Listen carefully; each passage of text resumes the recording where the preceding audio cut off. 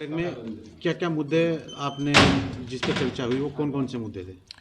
देखिए, इसमें बेसिकली उत्तराखंड के अंदर एक आंदोलन खड़ा किया जा रहा है मूल निवास को लेके और भू कानून को लेके। उसी के ऊपर हमारा डिस्कशन था और उन्हीं मुद्दों को लेके हम लोगों ने डिस्कशन किया कि मूल निवास किन लोगों को जो है पात्रता होनी चाहिए मूल निवास के लिए और किन लोगों को जो है भू कानून के अंतर्गत आना चाहिए।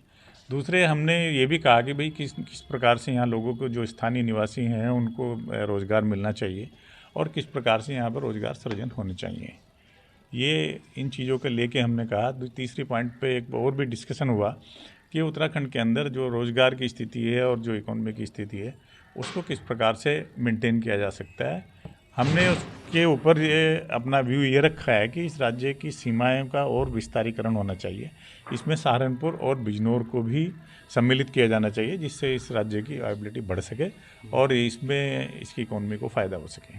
सर, किस संगठन के बैनर तले आपने बैठक का आयोजन किया है और क्या वो आपने एक समन्वय की बात की है कि पहाड़ में और प्लेन में समन्वय होना चाहिए, उस पर क्या कहना है आप? ऐसा है, हम लोगों ने बेसिकली कल ही इस मुद्दे पे काफ़ी दिनों से बातचीत तो चल रही थी, परंतु जब ये काफ़ी मुद्दा उठ गया है स्टेट के अंदर तो कल लोगों ने यहाँ बैठ के ये तय किया कि एक उत्तराखंड मैदानी महासभा का गठन किया जाना चाहिए जिससे मैदान के लोगों के हितों के बारे में हम बातचीत कर सकें और अब सरकार को अपना पक्ष रख सकें। तो उत्तराखंड मैदानी महासभा का गठन कल किया गया और उसमें सभी लोगों ने सहमति से मेरे को उसका समन्वयक बनाया है।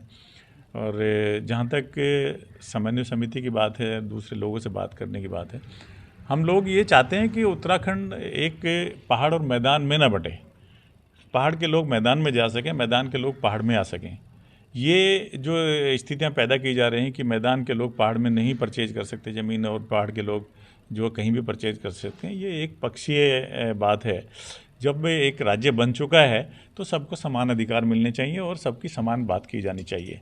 वास्तविकता यह है कि उत्तर प्रदेश एक पुराना राज्य था हमारा जिसमें से उत्तराखंड निकल के आया है और जो भी लोग कहीं से भी किसी पार्ट से उत्तर प्रदेश के आके यहाँ पे बस गए हैं, जो सरकार का पहले कानून चला आ रहा है जिसमें डिक्लेयर किया था पहले जब उत्तराखंड बना था 1985 उन्होंने उसकी डेडलाइन दी थी, 15 साल का टाइम दिया था 2000 में। तो 15 साल की टाइम लिमिट अगर किसी ने यहाँ पे स्पेंड कर ली है, 15 साल की जो इस राज्य में रहा या इसमें जिन लोगों ने जन्म लिया है, तो वो लोग उनको यहाँ पे मूल निवासी होने का अधिकार होना चाहिए। वो यहाँ के मूल निवासी हैं, उनको सर्टिफिकेट इनके मिलने चाहिए।